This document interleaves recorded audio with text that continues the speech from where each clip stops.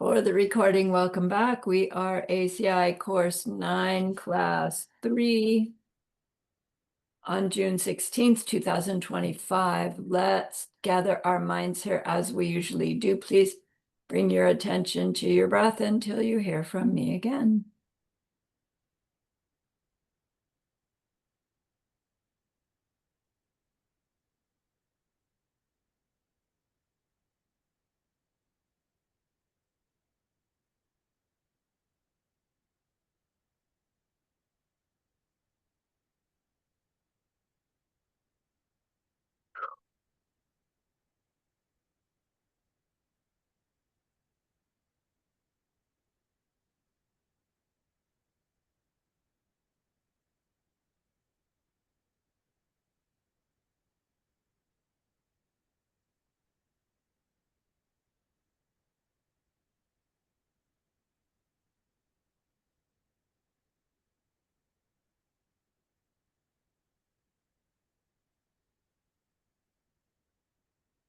Now bring to mind that being who for you is a manifestation of ultimate love, ultimate compassion, ultimate wisdom,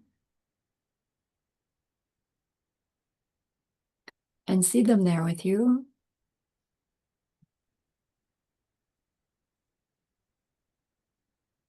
They are gazing at you with their unconditional love for you.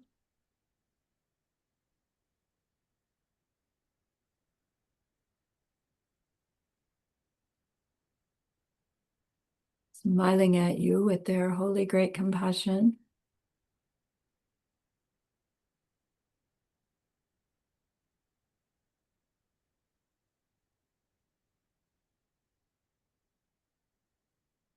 Their wisdom radiating from them. That beautiful golden glow encompassing you in its light.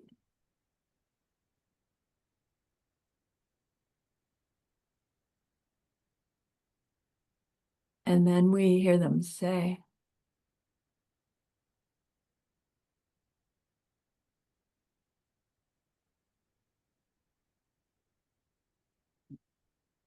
bring to mind someone you know who's hurting in some way.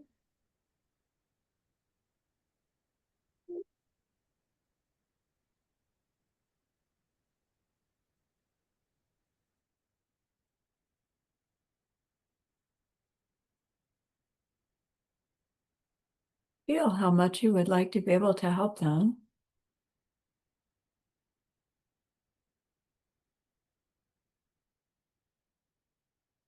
Recognize how the worldly ways we try fall short.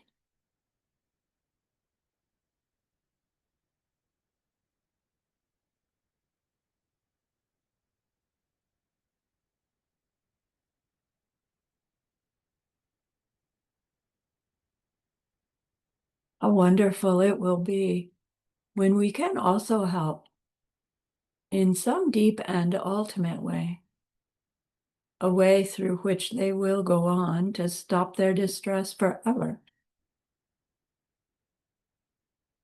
Deep down, we know it's possible.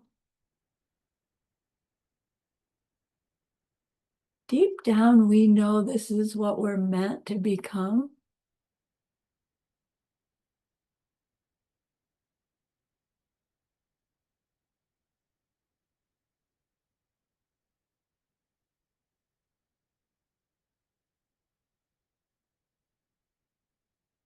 And so we turn our minds back to our precious holy being. We know they know what we need to know, what we need to learn yet, what we need to do yet, to become one who can help this other in this deep and ultimate way. And so we ask them, please, please teach me that.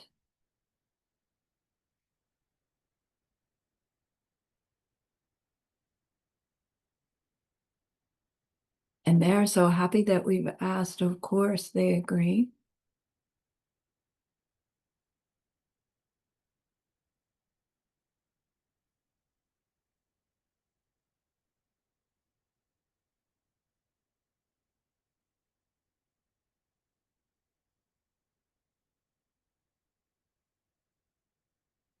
our gratitude arises, we want to offer them something exquisite.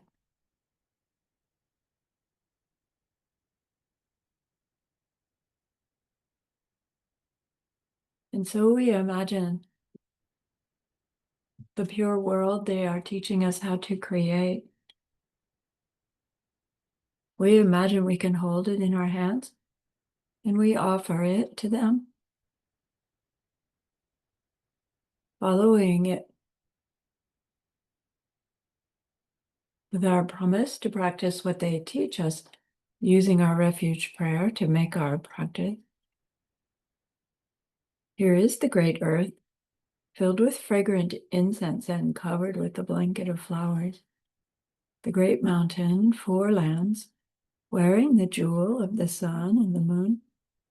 In my mind, I make them the paradise of a Buddha and offer it all to you.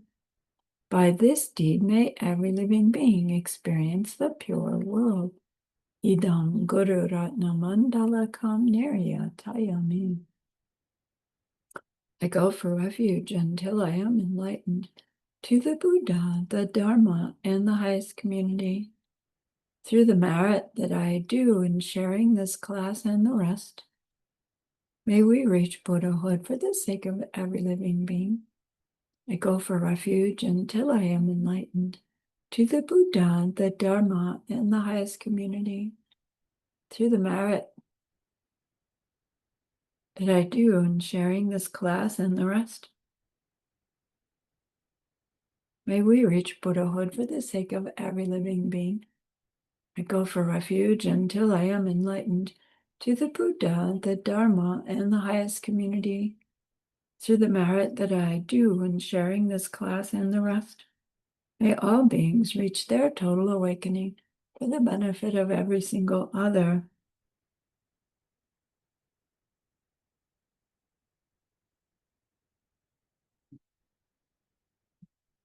We are studying Vinaya,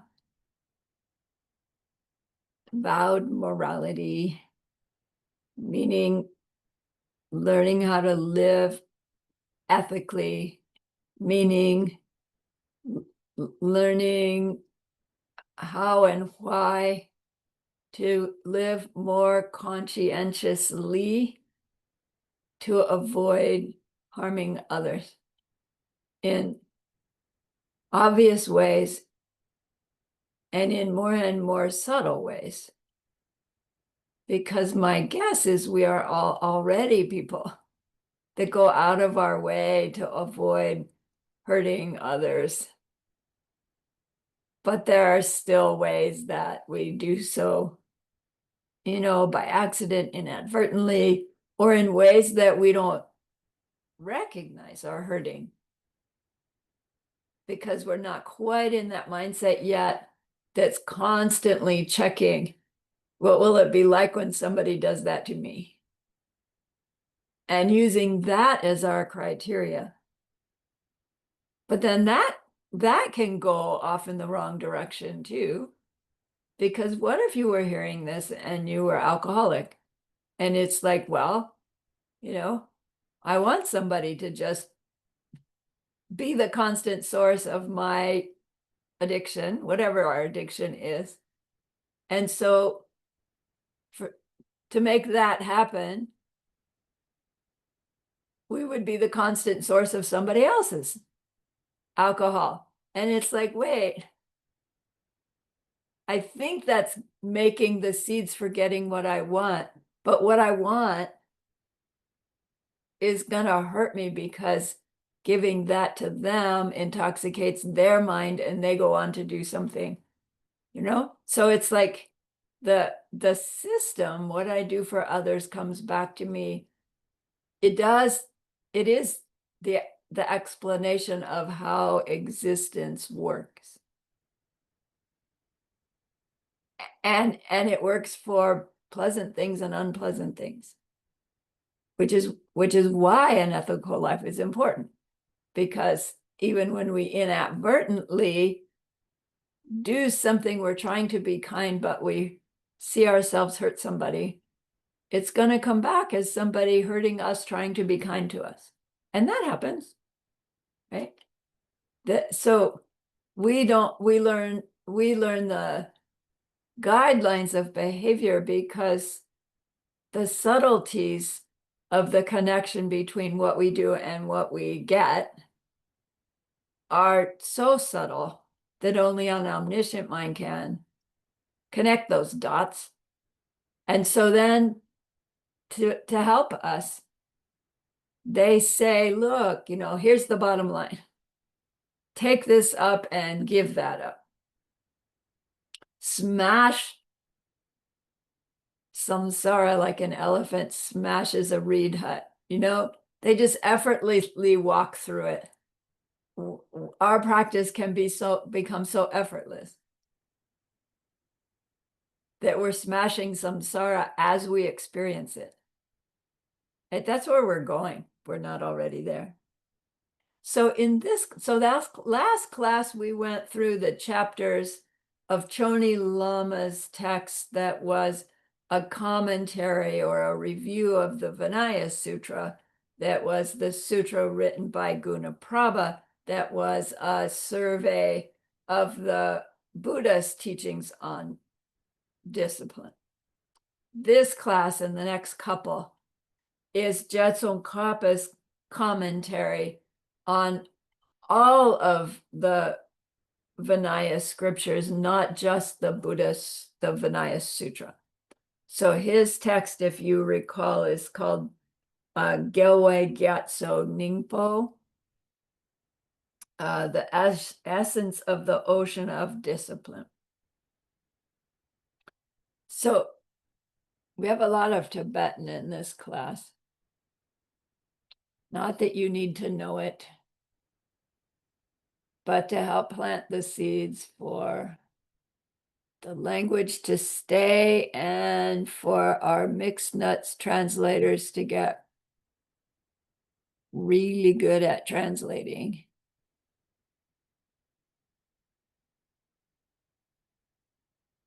Which I was really impressed with Wordsmith's class on Saturday.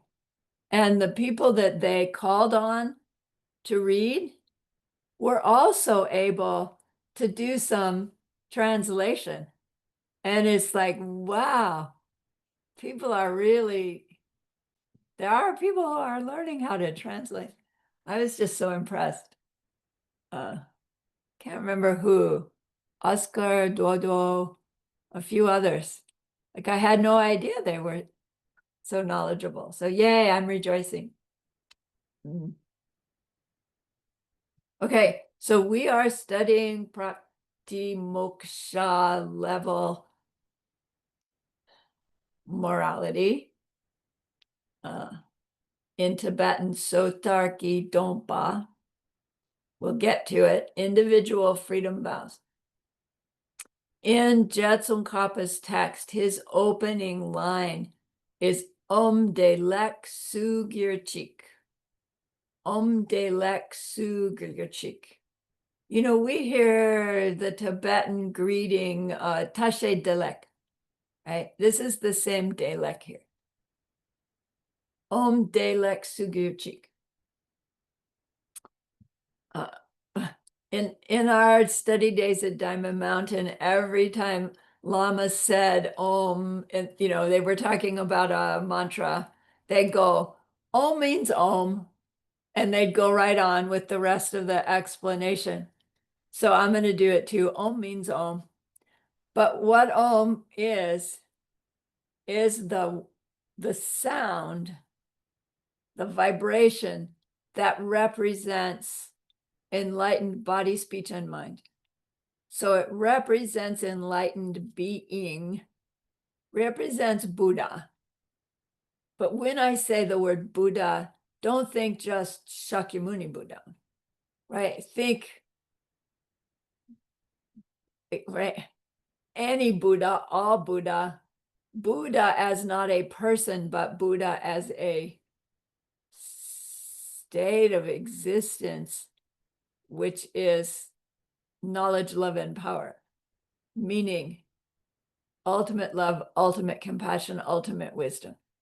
So within the vibration Om is 3 vibrations combined together, the Ah, the U, and the and they represent enlightened body, enlightened speech, and enlightened mind.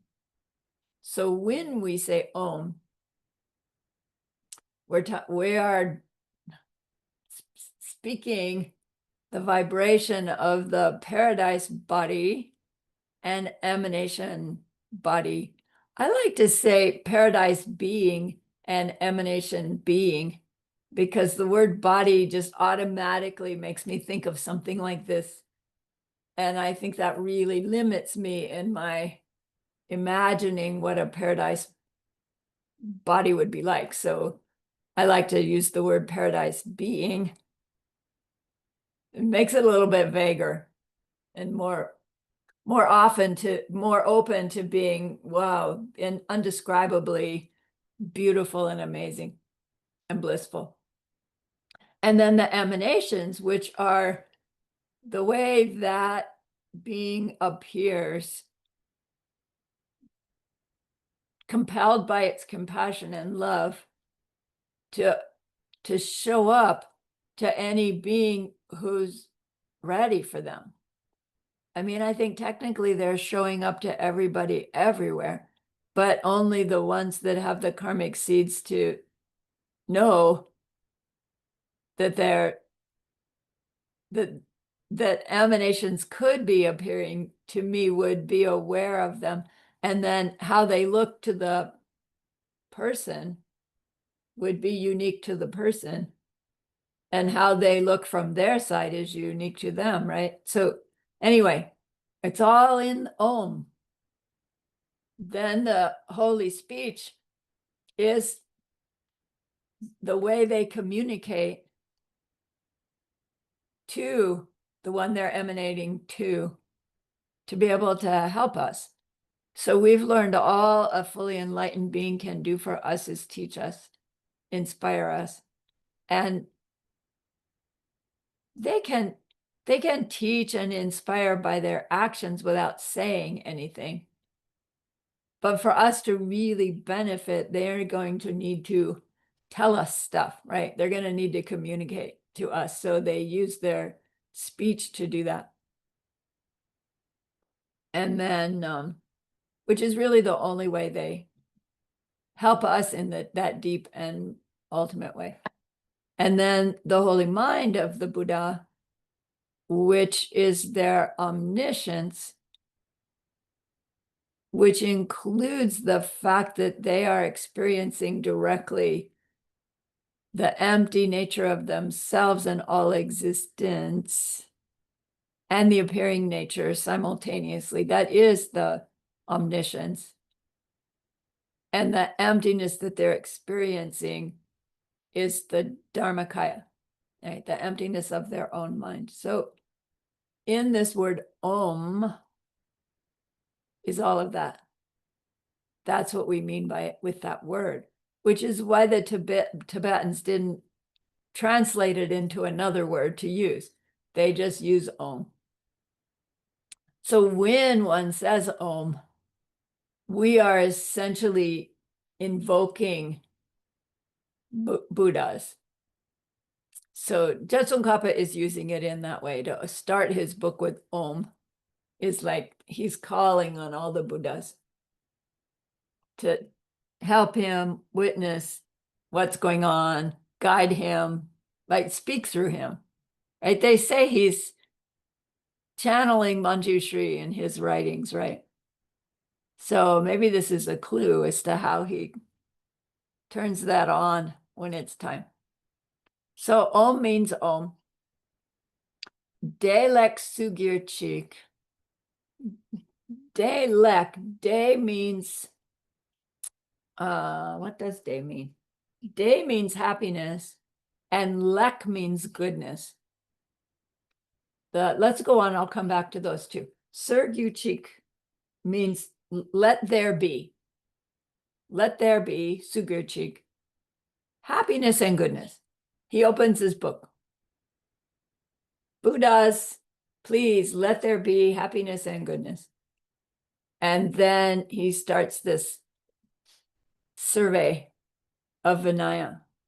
So happiness and goodness, those two words, the day, happiness, it can be referring to the happiness of reaching that level where you've closed the door to lesser rebirth. Right? If we're a human and we have awareness of these things, and we've reached that level in our path of preparation that we're living really pretty well by karma and emptiness, that, we can close the door to lesser rebirth even before we've seen emptiness directly, technically. And that would give a level of satisfaction in life. Not that you would slack off your practice, but it would help encourage us in our practice. So if nirvana was our goal, then day would be the happiness of closing the door to lesser rebirth, and lek, goodness, would be code for reaching our goal, nirvana. So, if there were such a thing as a level of a practitioner who believed that reaching nirvana was their highest goal, then when they hear Om De Lek Sugyuchik, they would hear Jetson saying, oh, may beings close the door and reach nirvana. If our goal is Buddhahood, then the happiness of day, is code for nirvana. That state of mind where we are incapable of having a mental affliction, incapable of being upset in any way, even the most subtle way. It's like hard to even comprehend. There's that, my body hurts all the time. And so there's this constant, resist or my life is perfect in every other way. But there's this underlying ow, ow, ow, right? With every movement. And it's like, I can't even imagine not having that. And that wouldn't be nirvana. It would just be a little bit of, end of some distress.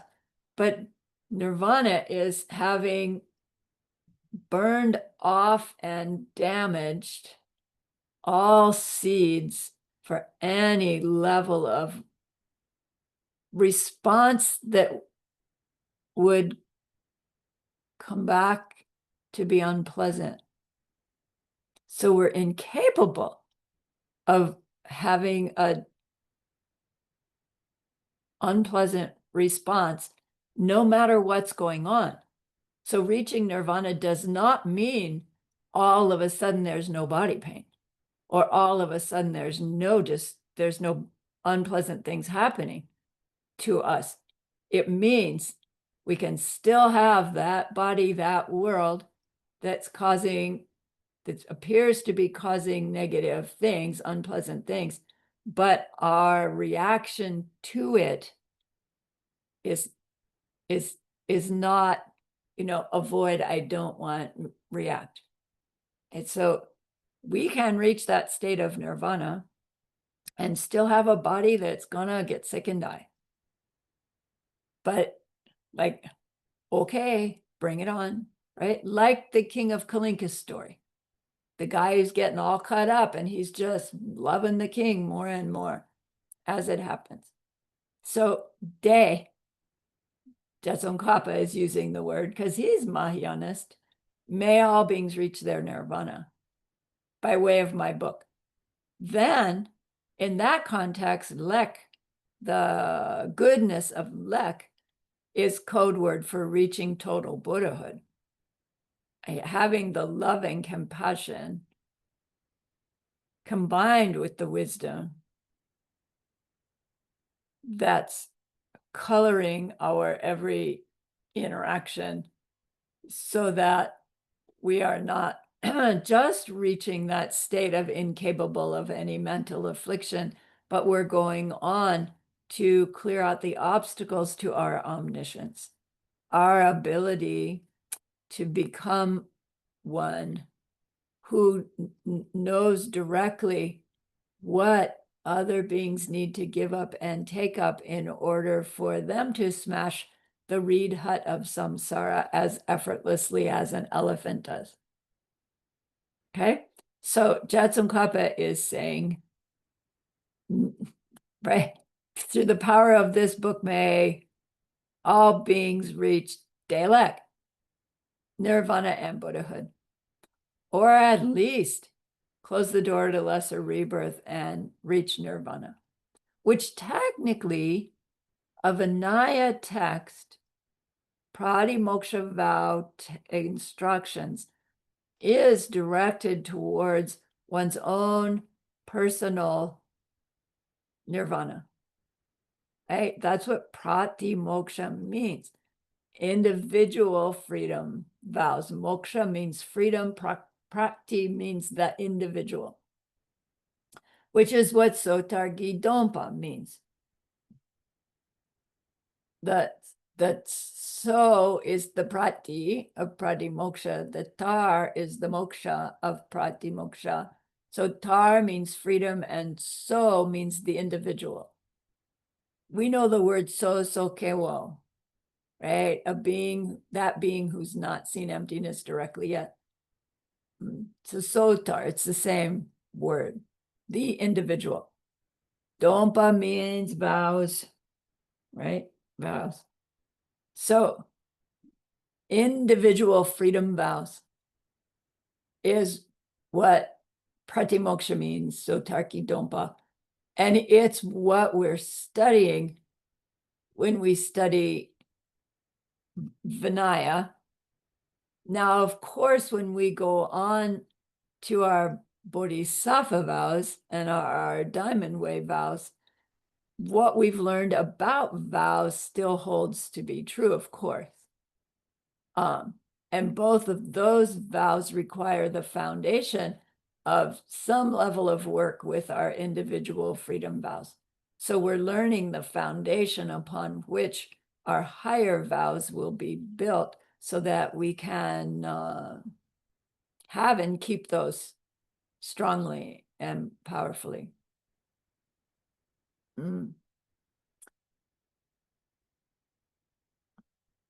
So Jetsongkhapa makes this prayer, may everybody benefit from this book in this highest way. And then he goes on to state his topic, Sotarki Dompa. We're going to talk about individual freedom vows here. And somebody must ask, why are they called individual freedom vows? And Nilcha Dharmabhadra, he gives us an answer.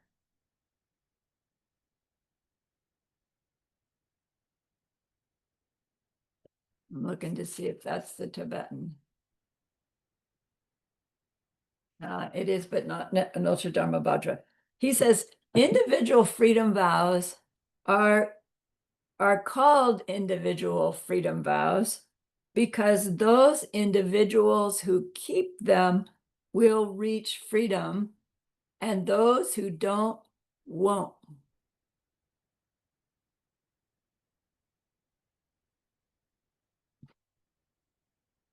Anyway, it's meaning it's an individual matter, meaning we personally need to make the effort. We personally take the vow, keep the vow. Nobody else can do it for us. It also implies that it's for our personal benefit, right? Which of course it's for our personal benefit. As we get to the Mahayana level, however, we've been saying, no, my personal benefit doesn't matter anymore. I'm in this to help everybody reach their freedom. And, we probably had the seeds to jump right into the Mahayana, right? I was attracted to Mahayana Buddhism, not Hinayana Buddhism. Is that true? I met Hinayana first. I just didn't know the distinction. But our tendency is, oh yeah, here's a whole spiritual path that, about becoming one who can help everybody in that ultimate way. I love that so much. Forget about me. I'm just going to become that for everybody. Yet, our me is part of all sentient beings. And if our me doesn't gain those freedoms, then our me really can't ever become this being everything for everybody, because we need to pass through that doorway of recognizing even the me I think is going to become the one who can help all beings. I'm misunderstanding. And as long as I'm misunderstanding that me, I'm not ever going to become that. So we don't deny the me to become this beyond words being. We need to understand that me.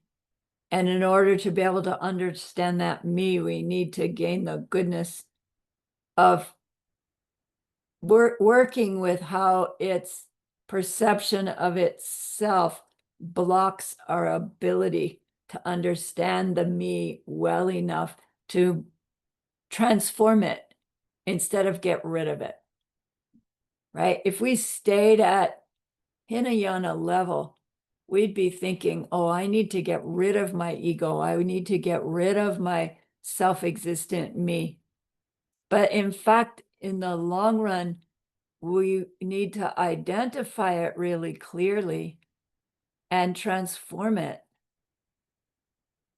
right? Whatever it is that we call me is what's going to get transformed into Buddha me. We're not trying to disappear a me to become Buddha, right? I don't know if it's coming across. So it is still Mahayana to work at the Vinaya level of my individual freedom vows for the individual benefit of creating a state of mind that cannot have a mental affliction. Not just by willpower can't have one, has no more seeds for mental afflictions. So we really want to at some point look at ourselves and ask, it is my me really, what am I trying to say?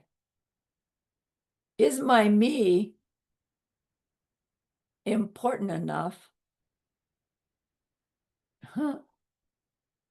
to apply the vowed behavior to improving it?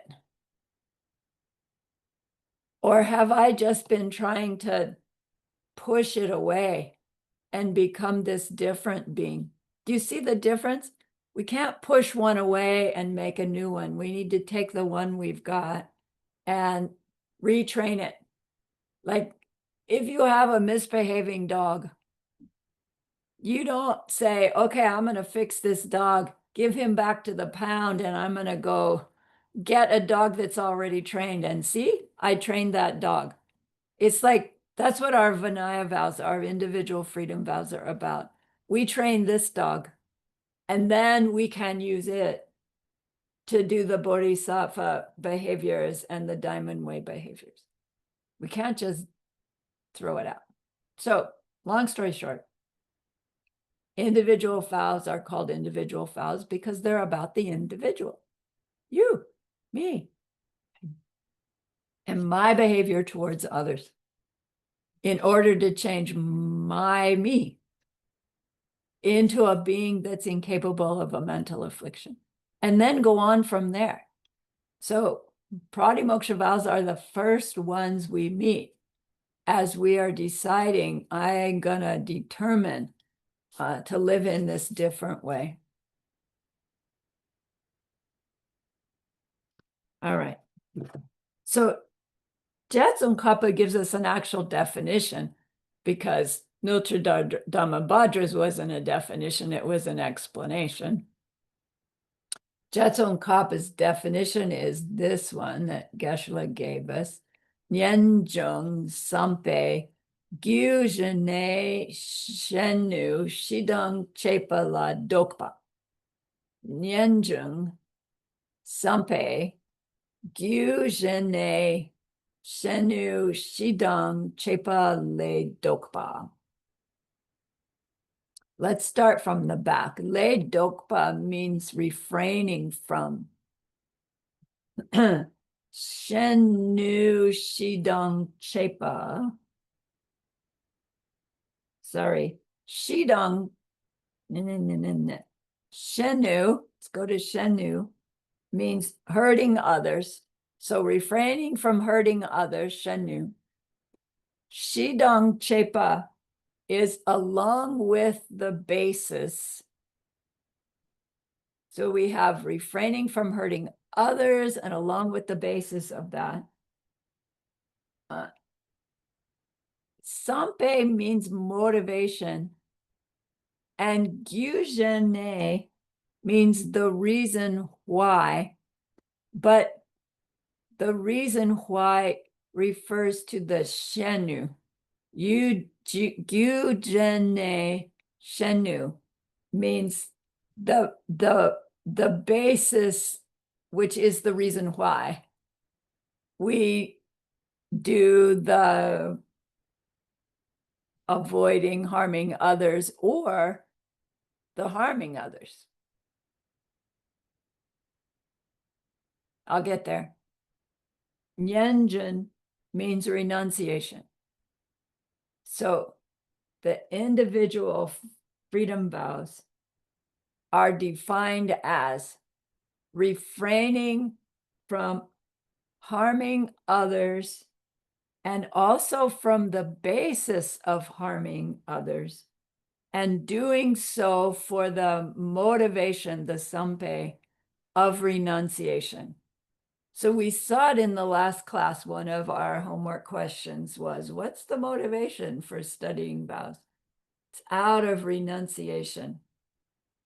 That's what defines individual freedom vows as individual freedom vows, because renunciation is that state of mind of being absolutely sick and tired of everything going wrong.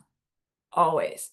Even good things go wrong, either right away or over time, or we just lose it all in the end anyway. So renunciation is an individual thing. When we turn our renunciation on to others, what is that? Our bodhicitta. Right? So when we see the power of renunciation and we gain glimpses into how samsara is all driven by a big mistake, and we see, oh my gosh, it's really unnecessary, it's terrible, and it happens, and it's a big mistake, and it's true for everybody that it's a big mistake.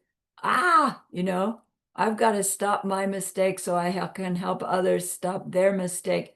And the way I stop my mistake is trying to help others stop their mistake. And then I can really stop my mistake so that I can really help them stop their mistake. Do you see how it goes? So even in our renunciation level, I need to stop my mistake so that my suffering can end. To do that, we still have to stop contributing to the suffering of others. And that's the level of our individual freedom vow behavior that we're learning about. So the vows we learned last week that we take are directed towards our actions of body and speech. But we learned that the mind moves to motivate those bodies and speech. And that movement of the mind is also movement that's samsaric. So of course we need to tame those as well.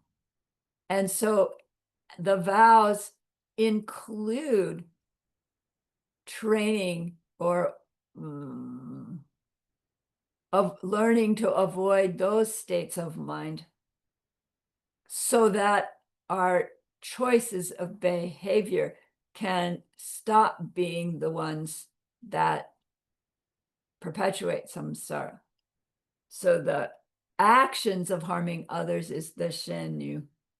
The movement of the mind that propels that action is the Yujeni Shidong Chepa, the basis. So I'll say it again because it's a homework question. The vows of individual freedom are refraining from hurting others and also from the basis of hurting others, and doing so for the reason of renunciation or motivated by renunciation.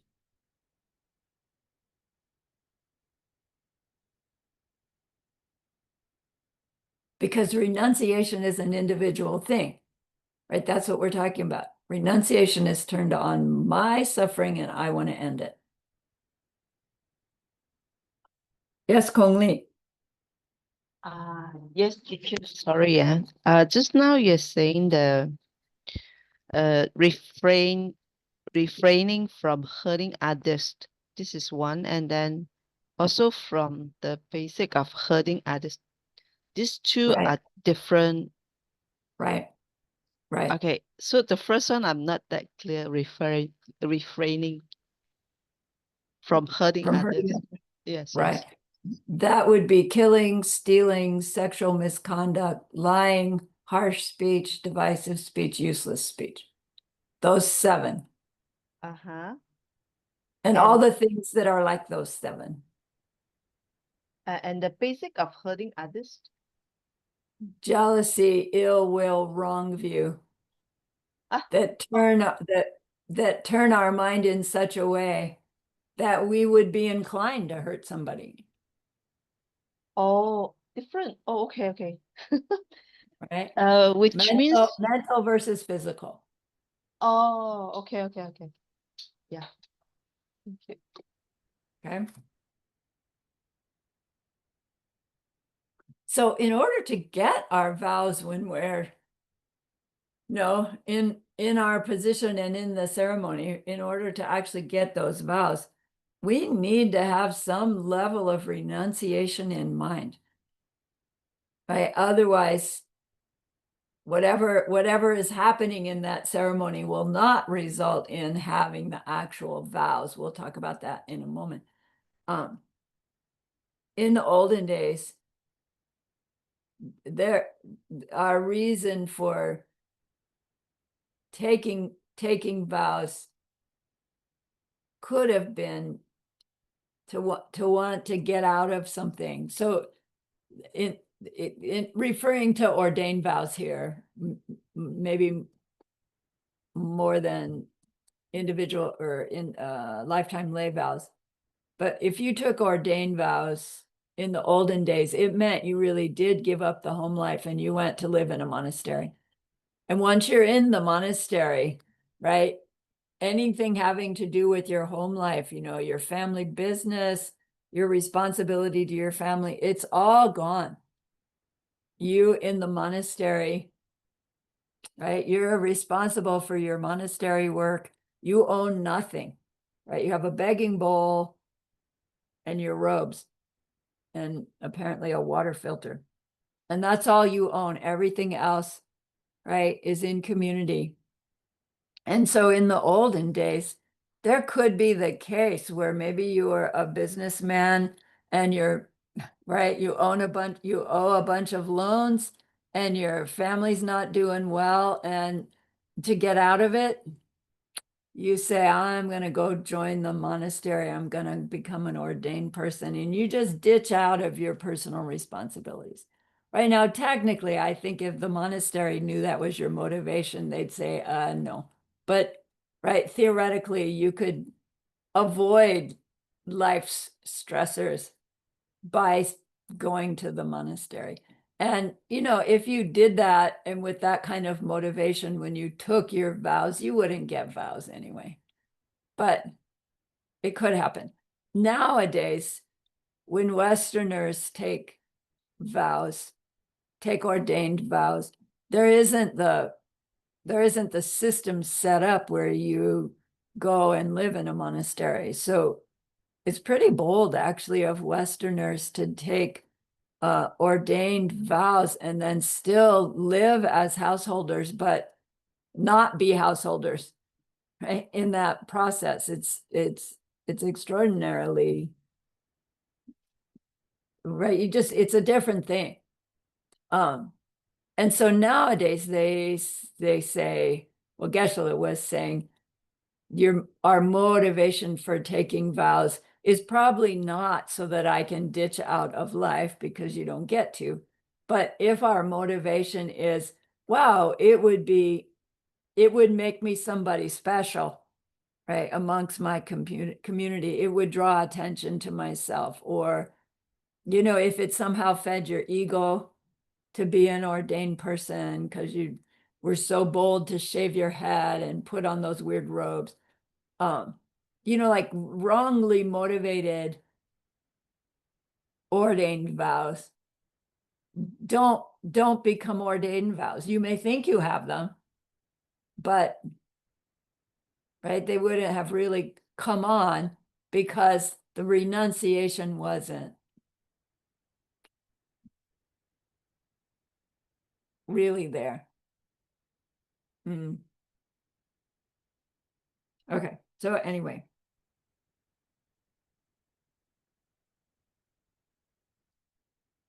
keeping our vows of freedom, the result is reaching that state of mind of nirvana. Because that was our intention when taking them. Right? I want to stop perpetuating samsara for me so that I can do it for everybody. Okay.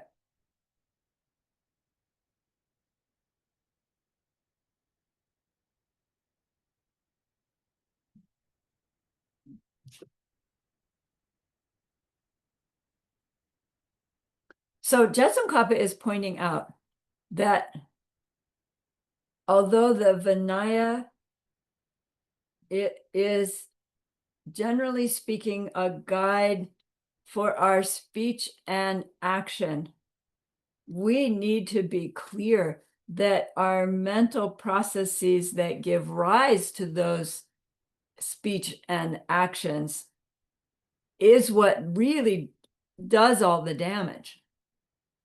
Right? The actual words of the vows are not about stop coveting, stop ill-willing, stop wrong viewing. The words of the vows are about the behaviors that those states of mind push us to do.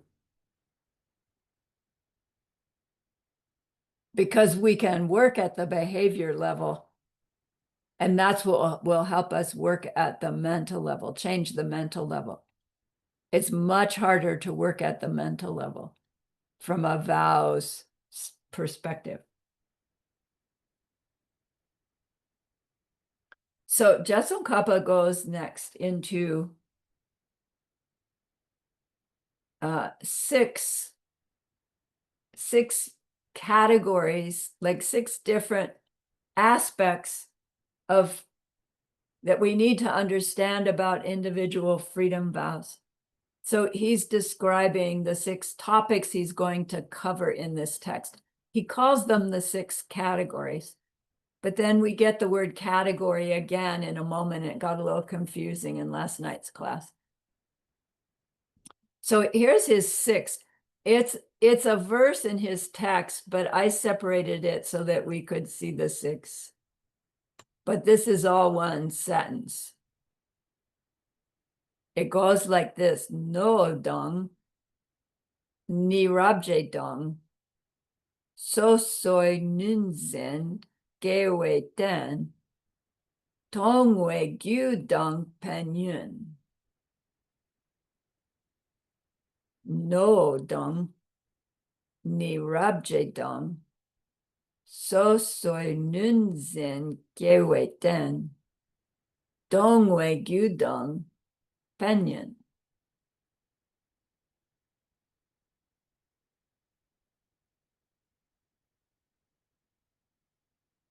No means basic nature. Dong is and. So topic number 1, the vow's basic nature. Topic number 2, ni rabye, the categories, meaning the 8 different kinds of pratimoksha vows. There's a grouping of vows, and within those vows, there's multiple vows. There's 8 different groupings that have multiple vowels inside each one. Ni rabje, the 8 categories. The categories of which there are 8. The number 8's not in that. So we have vows basic nature we're going to talk about, says Jetsun Kappa. We have the different categories of vows. So soy nun zin. The individual sets. So he's going to give us the 8 categories, and then he's going to talk about the different vows within the 8 categories. Gewe den. Gewe means arise. Ge is arise. Sorry, ge is born and wei is arise. So I don't know why it takes both together. Arise or born.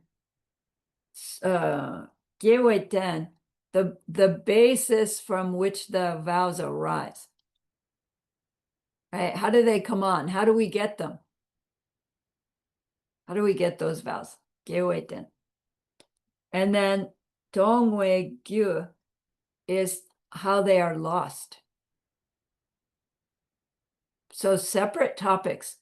How do we get them? How do we lose them? Tongwei gyu. Dong means and.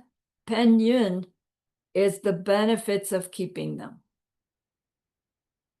So basically everything we need to know about our vowed behavior career, from not having them to wanting them to getting them to what they are to how to keep them and the benefits of doing so. And then part of this section, he apparently also pledges to complete the book, which is typical in a commentary, right? The author says at the beginning, I'm going to finish this or die trying.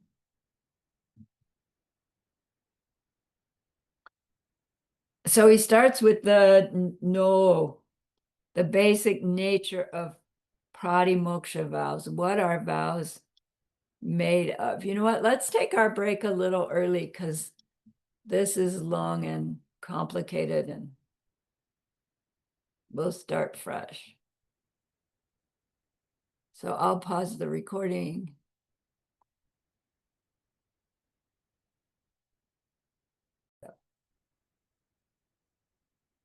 Need the screen share.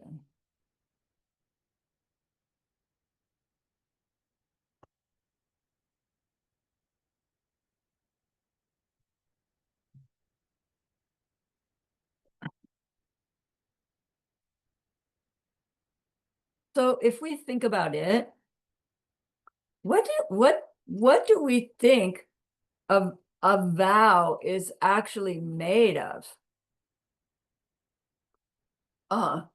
We're talking about we don't have vows. We learn stuff, we decide we want vows. We go to someone who has vows. We ask them, will you give me vows? You know, they say, blah, blah, blah, blah, okay. And then you're doing the ceremony and you're on your knees, you've got your vow taking hands, you're repeating after them, your state of mind, your state of heart is strong renunciation. they finally say something and snap their fingers. And you get your vows. It's like, it sounds like I'm talking about something very tangible, doesn't it? But like when you all have vows of some kind. What do you think of when you say to yourself, I have vows? Like it's like slippery, right?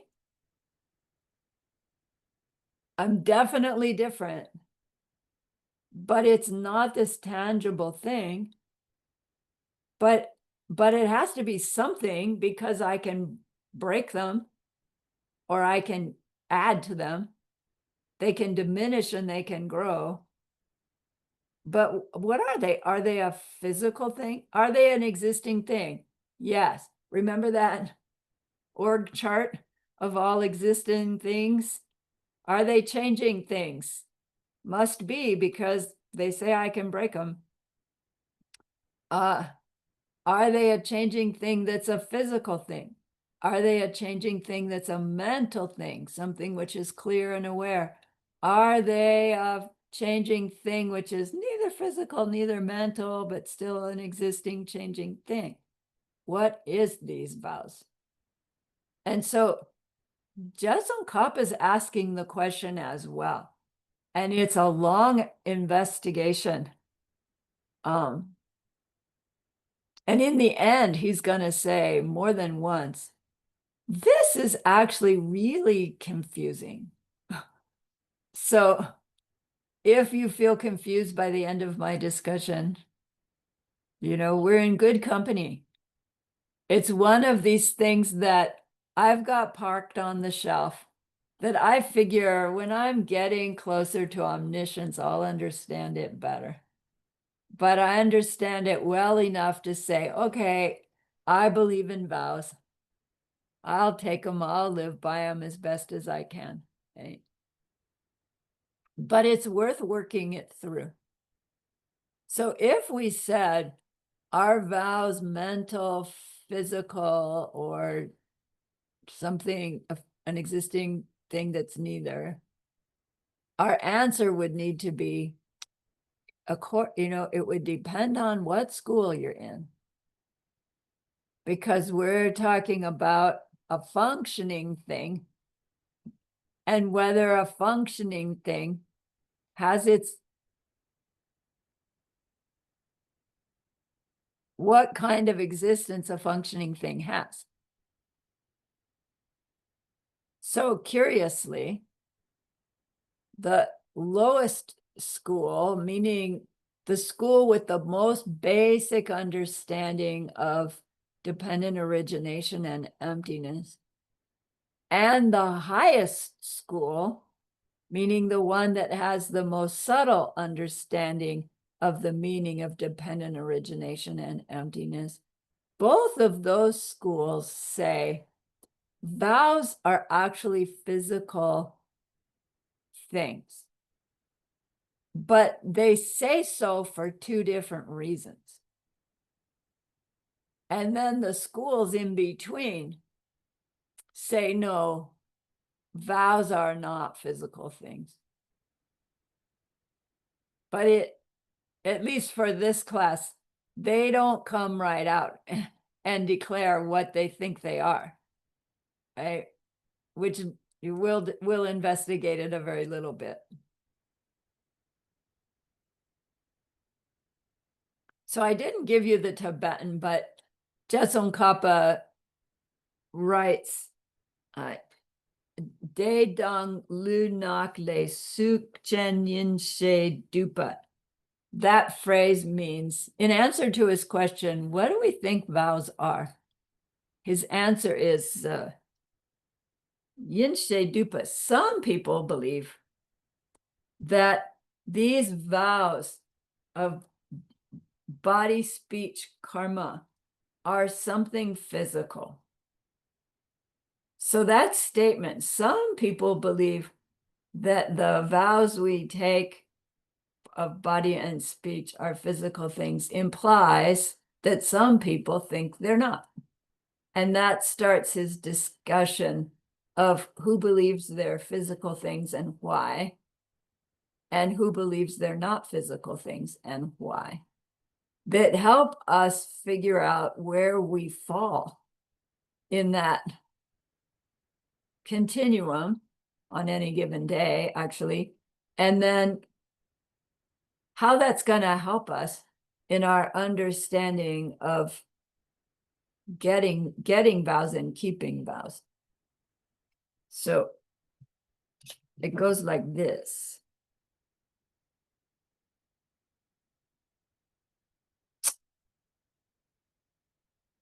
The first level school is detailless abhidharmas.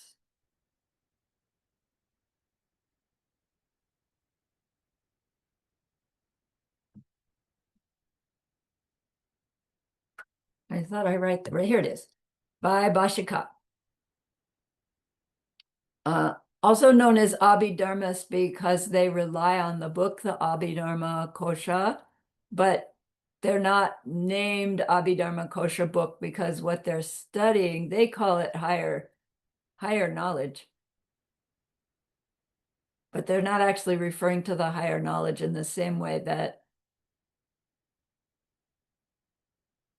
the higher schools are referring to it. So anyway, they're called Vaibhashika detailless.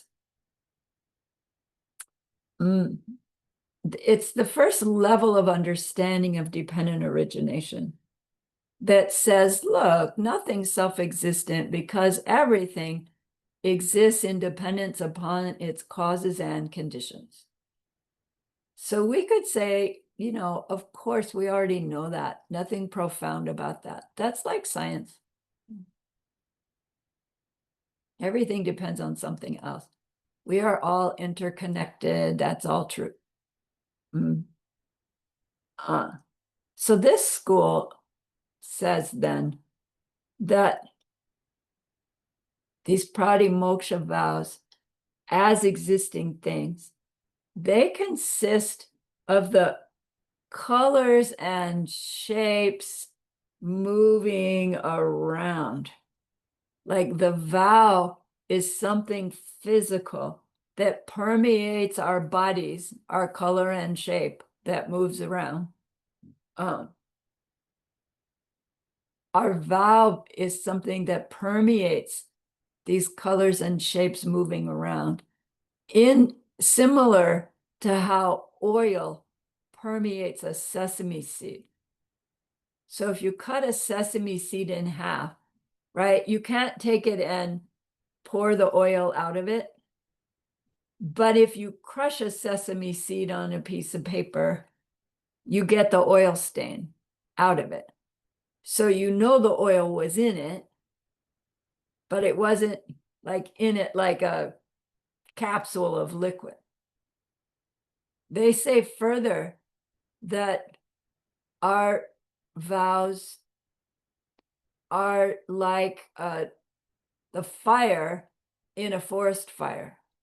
Like the fire makes up the forest fire, right? You get a little fire and the wind blows on it and suddenly, you know, one tree is ignited and the wind blows and suddenly all the trees of the forest are ignited. They're all on fire. There's fire everywhere when it first comes on, and then vroom, it's everywhere.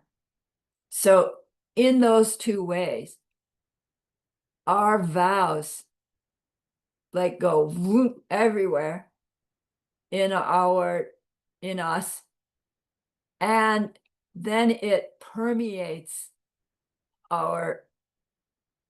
us in the same way that oil is in a sesame seed, right? You can't see it directly, but it's in there.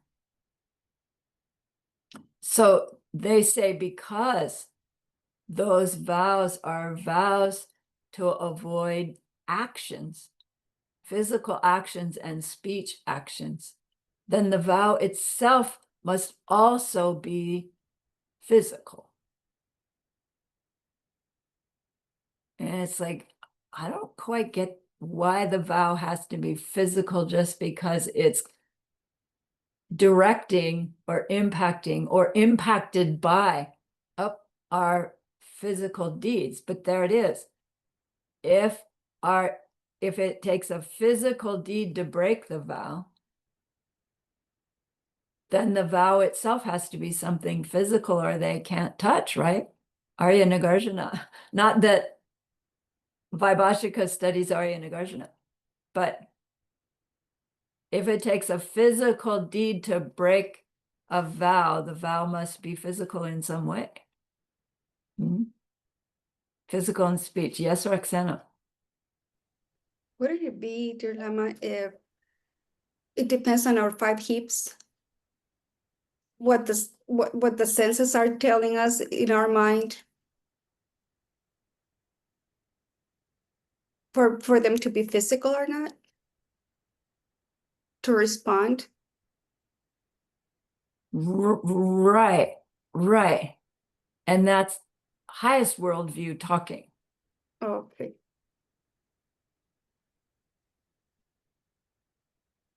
So here, when we talk about Vaibhachika and Abhidharma, are we just in the detailist school you said? Right. They So we don't believe, mix it with the 5 hips with. right. No, detailists believe in the 5 heaps and they all have their own existence. Right? But from highest worldview, we have our 5 heaps and they are all projections. And so they all have their existence, but they don't have their own existence based on their own causes and conditions. Of course. Yeah. It gets slippery in our language to be able to distinguish. Distinguish, that's right. Thank you. But of course, we may, in the bottom line, our vows are projection. But are they projections of physical things? Are they projections of mental things? Are they projections? And why does it really matter?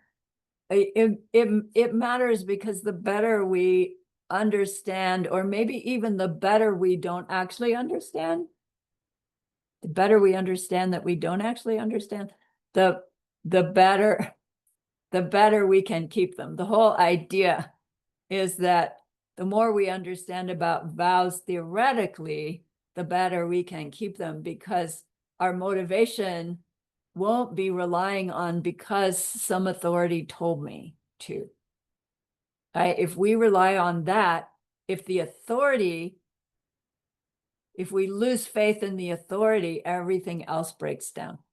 So Gelugpa tradition says, I want you to know everything there is to know about this stuff so that you can make your educated decision about whether to follow it or not. Right? It becomes an individual thing to learn as much as we can. When you've reached the place where it's like, I've learned enough, right? I'm convinced. Well, then fine. You can just study the rest for fun. But we keep going until we really have the big picture enough. And as we do, our automatic pilot of response really does shift, and it's kind of like, I don't know how to keep my vows any better. And as soon as you say that, something happens, right? That you say, oh, okay, I guess I still can't. But that's why we're learning all these details, even if we find that, oh my gosh, there's no like real answer. But of course it would be like that, wouldn't it? That it's the doing this that helps us really understand better what we're dealing with. And ultimately we are dealing with the projected nature of every moment of every experience, and how it's nothing but ripening results of how we respond to it. This constant dance, right, of subject object interaction between, and then what we do in the interaction between that influences the subject and the object in this beautiful dance that's constant.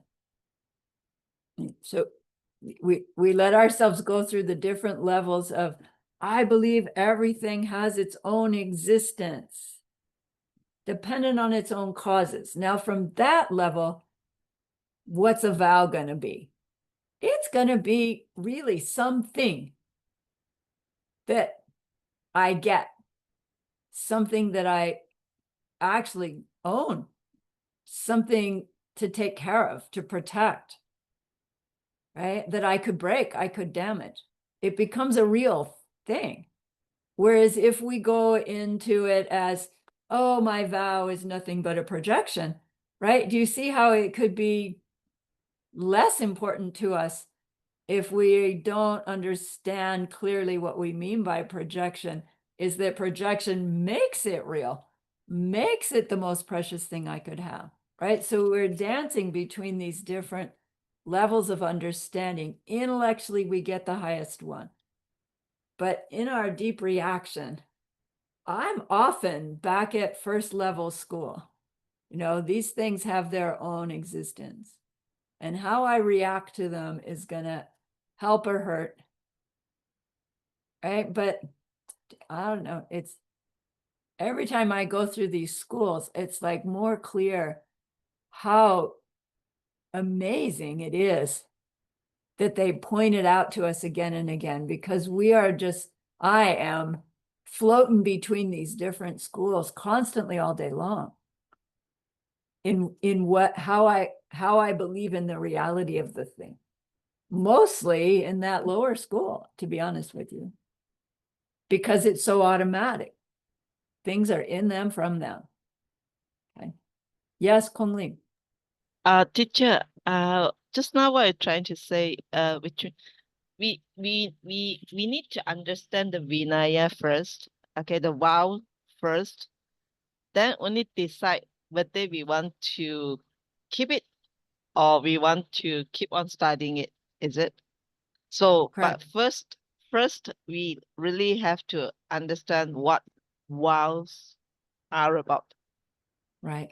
Oh, Right. Right. And so even if we already have our Vinaya vows, which most of us do, right? And it's like, oh, now I understand better. It helped me a lot, actually, to go through this. So lowest school believes that vows are physical things. And they go on to say, and look, there, when you're first getting your vow, other people can actually see that it's happening. So we're actually communicating. The karma is communicating to other people. When you're in your vow taking position and the abbot is talking and somebody's watching, you know, if they understand what's going on, what you're doing, the karma you're making in those moments is communicating to the other person, says this school. This person's getting vows. Right? Now, technically, the person watching can't know the motivation of the person. So we don't technically know for sure whether they get the vow or not. But the whole situation is communicating karma. And the person taking the vows apparently, subconsciously or consciously, I don't know, is aware that the vow taking happening is communicating karma. So those seeds are planted with some kind of communicating karma. And then if a week later, the same person that saw the person getting vows sees that person, the karma of the vow is no longer communicating. So the person that sees the person with the vows can't see the person's vows. because the karma of the vow is not communicating anymore. Like why that's important is one of those things I've got on the shelf. I don't understand, but they use it as part of the explanation for why it is that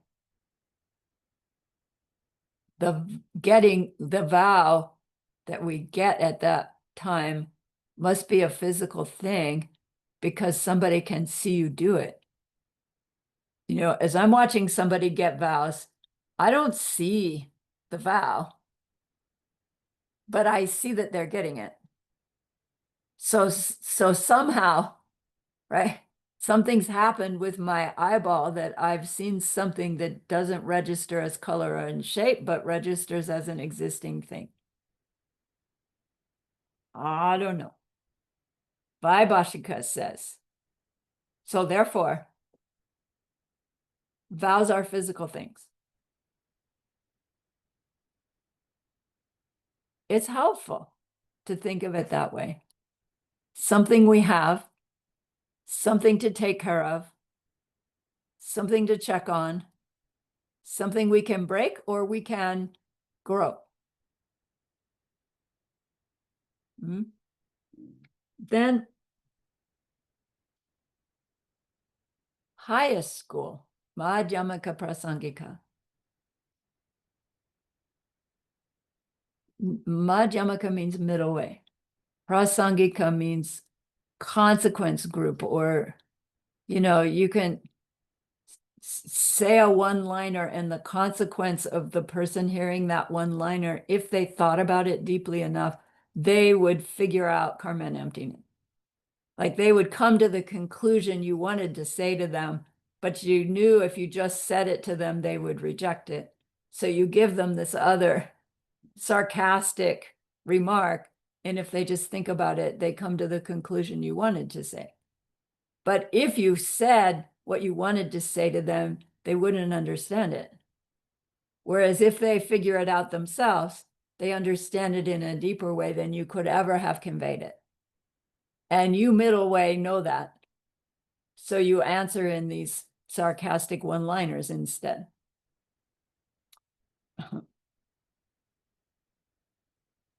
Middle way, Madhyamaka means middle way. The middle way between believing that things exist with their identities and qualities in them, the one cliff, and believing that if things don't exist in that way, then they can't exist at all, right? Which is the other cliff. The middle way is things don't exist in the way that they appear to, as in them, from them. But they don't not exist at all. Things do exist in the way my mind projects them, but they don't exist in them, from them, the way my mind projects them, right? So my mind is projecting things as having their identities in them, from them, right? An ignorant mind, included in the projection is the thing's identity in it. That doesn't make the thing a thing with an identity in it. It makes the thing my projection of something with its identity in it.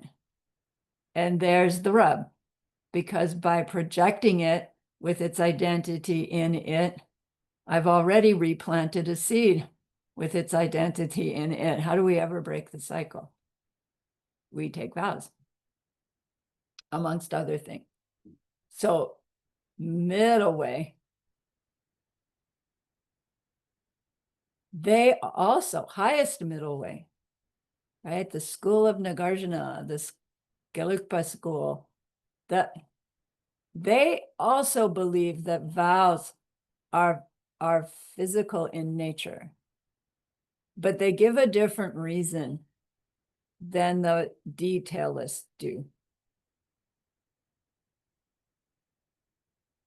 Detailists said vows are something that permeate our physical body, and so therefore they are physical. And so therefore, when our physical body dies, so die our vows. Right? Our individual freedom vows are for this lifetime. Middle Way agrees they are physical things, but for a different reason. This one's really slippery.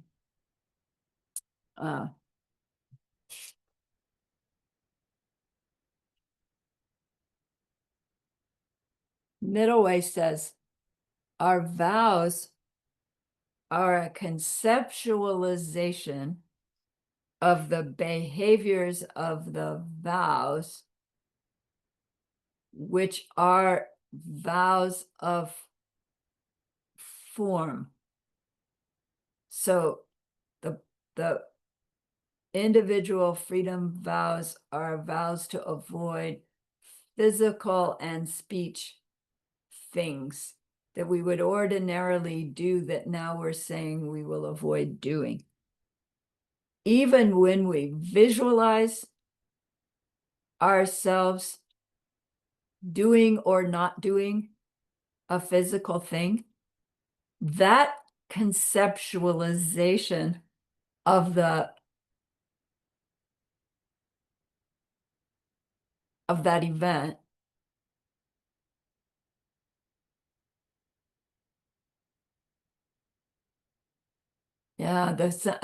what I have written down is also a physical thing. The conceptualization is not a physical thing, but the visualization, the idea, no, I'm getting myself in trouble here. To think of a physical action and have this mental movie running of a physical action is actually planting subtle seeds for physical action. Even though we're not doing physical action, we're just watching the imagined movie. So the imagined movie still has mental parts and physical parts. Says highest school. And so therefore, when we take a vow to avoid killing, then anytime we have in mind my vow to avoid killing, we get some kind of picture in our mind of being in a situation where we could kill and we choose not to. So we get some kind of picture of some physical action that we don't do, that we could have done. And maybe even that we do something different instead. And all of that picturing in our mind has a physical component to it, they say. So the vow is this conceptualization of the behaviors that we will avoid doing. Like we get a vow to not kill, and like in our mind is all the different ways we could kill somebody, and our determination is I won't do that. I won't do any of those.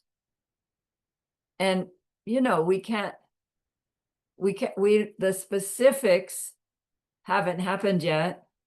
It's all conceptualization. Conceptualization of a physical thing is a physical thing, they say. Conceptualization of a mental thing is a mental thing, they say. Because everything is conceptualization. Right.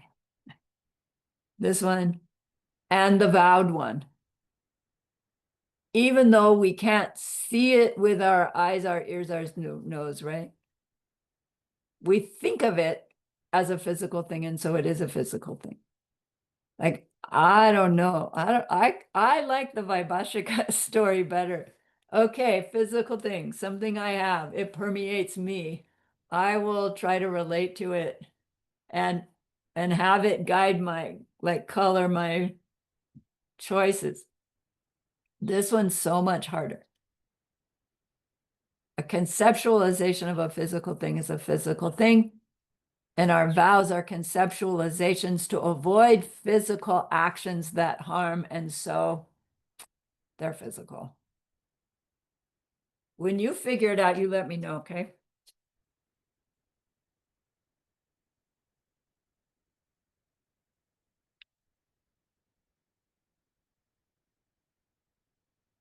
The other two schools, they believe vows are not physical things. Their belief, of course, is based on their level of understanding of dependent origination and emptiness. So Tsongkhapa says, Pongwe Sampa Gyunchakpa Sabun Dang Che Yinoshe. Yinoshe, some people say.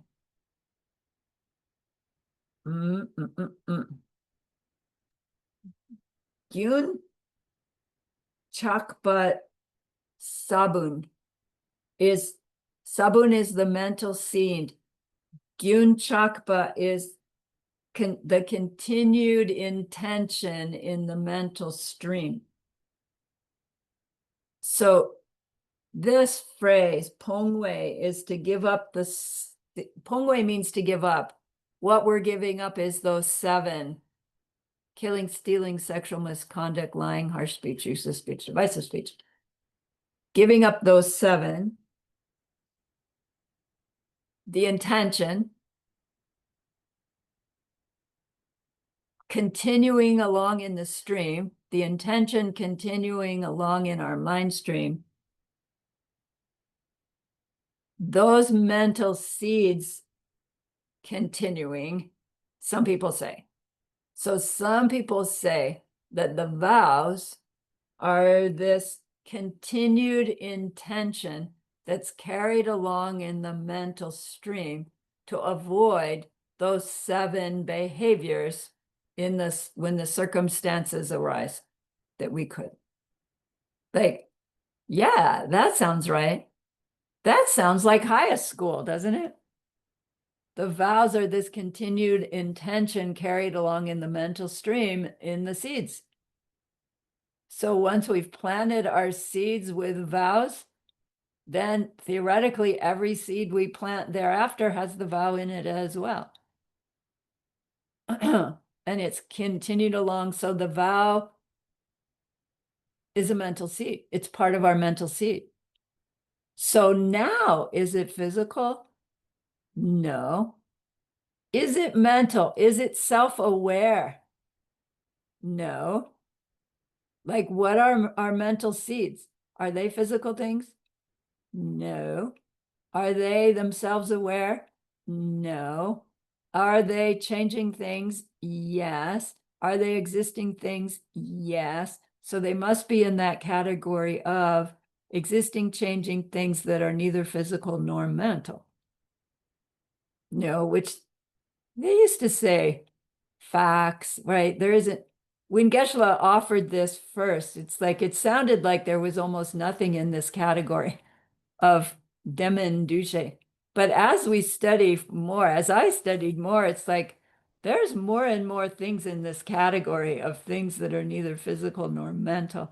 And my own personal opinion is everything actually is in there. But another day. So these other two schools are saying, no, your vows are these continued intentions in our mental stream. They say they're not just the intention, because you can have the intention to not lie and not automatically have the vow to not lie. So we actually have to put in some special intention for the intention to be a vowed intention versus run-of-the-mill intention. And then that vow carries on from moment to moment to moment, which is why our behavior according to it would help it grow, and our behavior opposite of it would damage it. And that we could do behaviors strongly enough or often enough that we could have eventually damage it completely and then not have that vow running in our mental stream. Yes, Roxana. of course, our seeds are stained with misunderstandings, right? Right. But it kind of it gets to my mind the idea of like taking the vows, it's like a protection to that, like a coating to those seeds.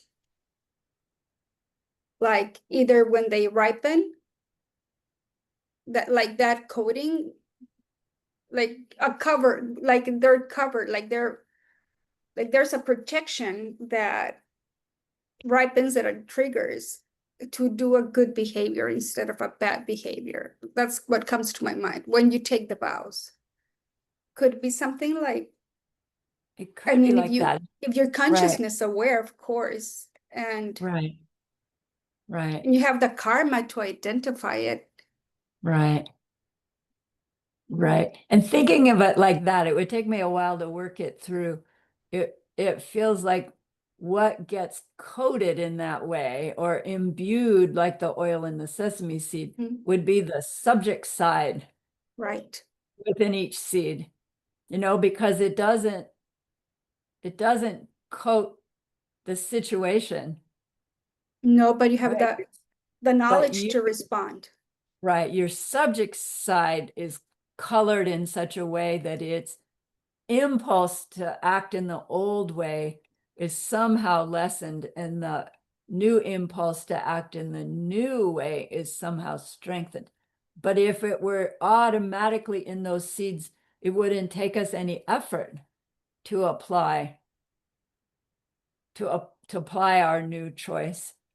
And maybe that's how, as it grows stronger and stronger, the coating gets stronger, in this analogy, so that our keeping our vowed behavior becomes so automatic, right? That there's no struggle to keep it anymore. And then we would take it to a more subtle level, right? It's like, yeah, I'm not going to smash the ants on the sidewalk on purpose. I'll step over them. And then maybe I'll go across the street to avoid even scaring them by stepping over them, right? To what extent do we avoid harming might just gets more and more subtle as our coding gets stronger and stronger. Yeah, that could be a good way of thinking of it. And also, could we do like, an offering for those who we've stepped on? Yeah, yeah, yeah. Okay, what else do I have to say about the other two schools? So this whole phrase is saying, some people say that the individual freedom vows are the intention to give up the wrong deeds and words, along with the propensity of that intention which resides in the mental stream. So before we take vows to avoid those 7, we don't have any strong intention whether to avoid them or not avoid them until we get in the situation, and then we hopefully make a choice, but probably act on automatic pilot. Once we take vows, we have this intention to avoid those deeds, however they show up in life, right? And that's a new intention that we didn't have before. And now that intention is in there and it's carrying on in our mental stream. So they call it a mental habit. We're growing a mental habit. They say it's the sabun, it's the mental seeds. So they are not mental things, but they are not physical things. They are this category of demen duce, apparently.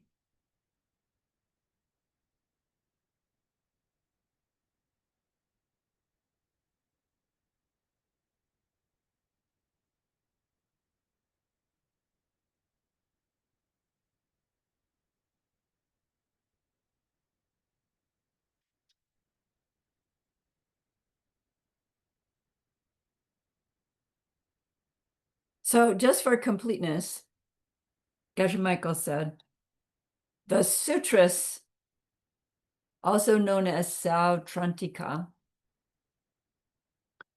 They say vows exist as a continued intention to avoid certain things.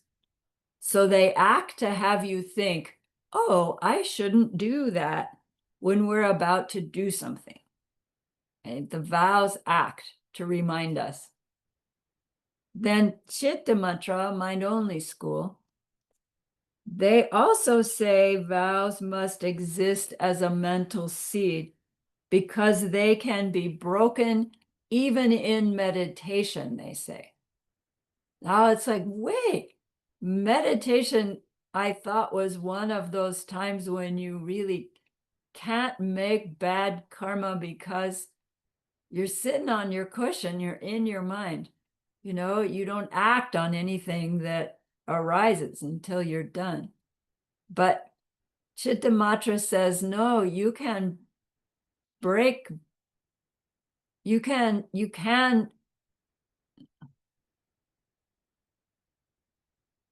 break vows even in meditation. So he gives, they give this example that I don't know, in your ordained life, you have vows to do certain tasks, apparently. So suppose that you're the monk whose vowed task is to air out the mattresses once a week. And so you've hauled the mattresses out into the sunshine, and then you decide they can stay there for a couple of hours, so I'll go do my meditation. And while you're sitting in your meditation, a thunderstorm comes up and it rains on all the mattresses, you know? And so now you haven't protected the mattresses, which is what your vow was. And you've broken the vow of taking care of the mattresses while you're in meditation because the rainstorm came. And it's like, what? So mind-only school says, see, vows must be a mental seed. I don't get that conclusion, to be honest with you. But mind-only school says, right, that the me and the whatever I'm experiencing, they come together for me to experience them coming out of my seed. So even our vows have to be coming out of my seed. So of course they have to be seeds in our mind that are carried along. Because in mind-only school, everything is seeds in our mind. That's true of highest school too. But middle way means it in a different way than highest school does. Okay, so the point, says Geshe Michael, is that in fact, some Buddhists have vows and others don't. And there is a difference between them, that if we've got them lined up, we can't look at them and go, oh, some have vows and some don't. Although we would say, no, there are some wearing robes and some not wearing robes. But even then, we can't know for sure whether the ones wearing robes have vows. You know, maybe they're faking it, or maybe they think they have vows, but their renunciation wasn't there. Or maybe the ones not wearing vows are ones that have ordained vows. They're just not wearing their robes today for whatever reason. Yeah, you know, it's like we can't know by looking at somebody whether they have vows or not. And even as card-carrying Buddhists, when we get our original refuge, we get refuge advices. They're not actually vows, they're advices. And we would have to go on specifically to decide, I want my 5 lifetime lay vows, and then go on specifically, I want my ordained vows, if one does that, and go on specifically. And what if in your own Buddhist training, you never learned about a thing called bodhisattva, or you never learned about a thing called 5 lifetime lay vows, right? There are some traditions that don't have those. it wouldn't occur to us to ask for them as vows. You see? So to be Buddhist in a lineage that teaches about vows and offers vows, it's special. Because we understand that the power of having vows is a way to increase the strength of the seeds planted in avoiding those behaviors. It's one thing to say, I'm going to avoid lying. It's another to take a vow to avoid lying. Yeah, we've heard that before. When we take a vow to avoid lying, we have that vow, whether we are in a situation to lie or not lie, which means that every moment we're not lying, we are keeping the vow. Well, are you lying right now? No. And how about now? No. And how about now? No. Right? So you're keeping the goodness of your vow to not lie every moment you're not lying. Whereas if you just determine I'm not going to lie, the only time you're keeping that goodness is when you have an opportunity and you don't. Right? So all this keeping the vow of not lying supposedly is strengthening, no, supposedly is damaging the habit of lying when we'd be in a situation, because of all the moments we're gathering the goodness of not lying when we're not even inclined to. Right? So theoretically, our ability to avoid those negative behaviors that we used to be habitual, by taking a vow, it will become easier to break that habit because we're gathering the goodness even while we're not tempted. You see? I heard somebody once say, once they figured that out, taking their ordination was a no-brainer. They said because they wanted as many vows as they could get. And they became a fully ordained monk eventually, and has been for years, because it's like they connected the dot. It's a way to gather goodness that I couldn't otherwise do. Because there aren't that many opportunities to not lie, to be able to gather enough goodness to wipe it out of my world. Cool.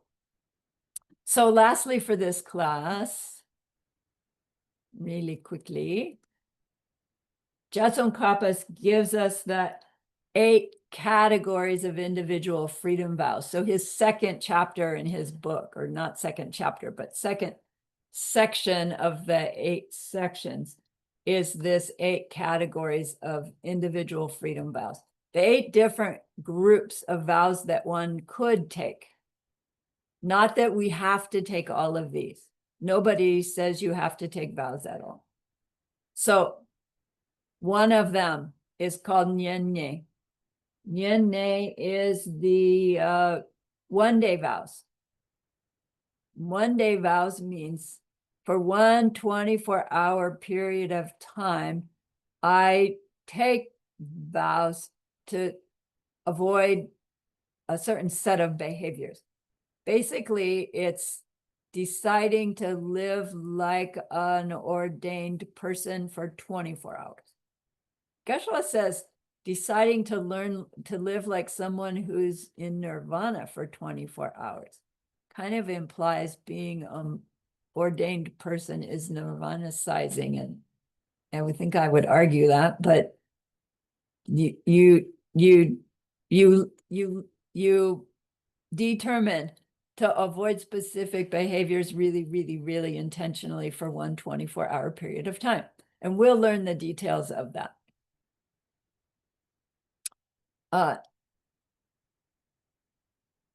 Genyen Pa and Genyen Ma are 2 more categories of vows. Genyen means lifetime layperson. So lifetime layman's vows, Pa, and lifetime laywoman's vows, Ma, we've heard them, we know them. There are 5 vows, And they're the same vows for men and women. A category of vowed behavior that we can take on. Getso-pa and Getso-ma are two more categories. Getso means novice, novice monk, and novice nun. So this is the level where you are declaring yourself a left the home life person, but it's at the beginner level where there are 36 different vowed behaviors to avoid, and they're the same for the men and the women at this level. Next category is gelopma. Gelopma, ma means it's a woman's vows. Apparently, when a Getso-ma, a novice nun, asks for full ordained vows, they say first you take these middle level vows and you live according to them for a period of time. I think it's 2 years. And if you can do that well, right, if you can keep these vows, then you can go on to get your gelongma, which is your fully ordained nun's vows. And then gelong pause, apparently the monks don't need this interim period. They can go direct from their novice monk to their fully monk's vows, provided, right, they've kept their novice vows well. And how that's established, that's between the student and the master, of course. So in the Gelong Ma vows, there are 364 vows. In the Gelong Pa vows, there's 253. And usually people's reactions are, why do women have more vows? Like there's something bad about that.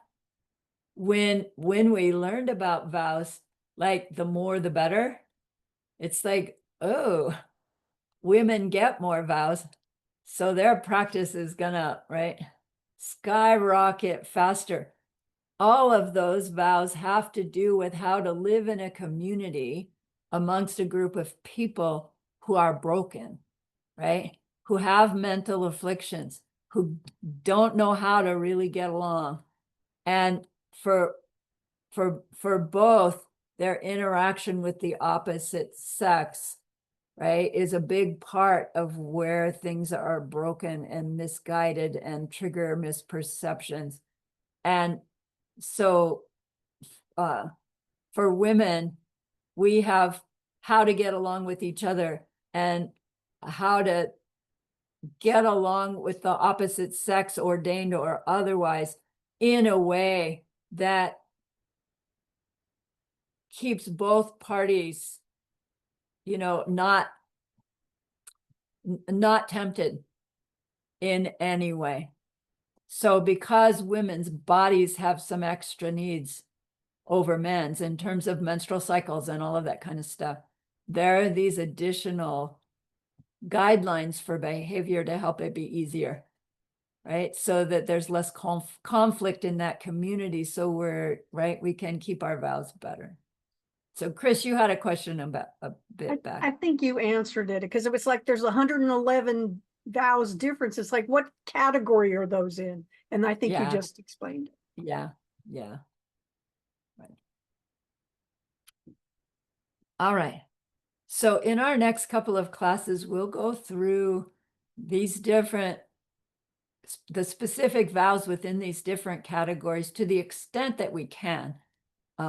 We can't talk about the ordained vows specifically, but the others we can go into some depth. So that's the task of the next couple of classes is to dig into these different vowed behaviors to try to understand them better. All right, so that's our class 3.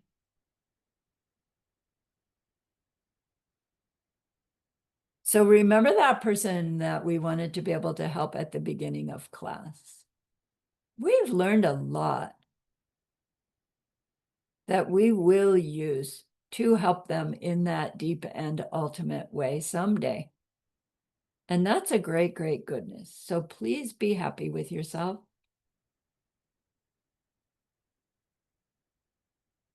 And think of this goodness like a beautiful glowing gemstone that you can hold in your hands.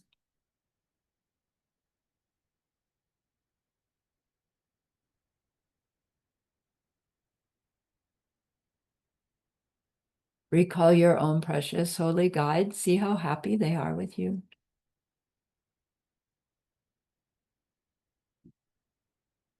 Feel your gratitude to them, your reliance upon them.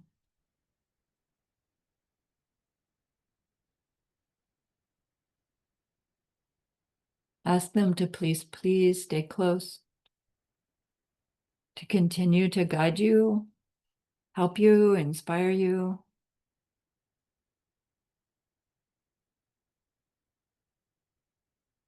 And then offer them this gemstone of goodness. See them accept it and bless it. And they carry it with them right back into your heart. See them there, feel it, feel them there. Their love, their compassion, their wisdom. It feels so good, we want to keep it forever. And so we know to share it by the power of the goodness that we've just done. May all beings complete the collection of merit and wisdom, and thus gain the 2 ultimate bodies that merit and wisdom may. So use those 3 long exhales to share this goodness with that one person. To share it with everyone you love. To share it with every existing being everywhere.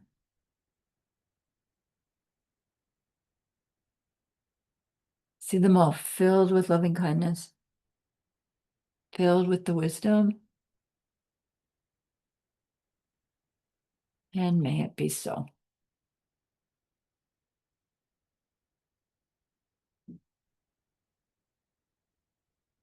So thank you again for the opportunity. I always learn stuff. It just amazes me. I mean, I gave this class last night and then I gave it today and I heard stuff different. Wow. Thank you so much. Thank you, dear Holy Lama. I'll see you tomorrow.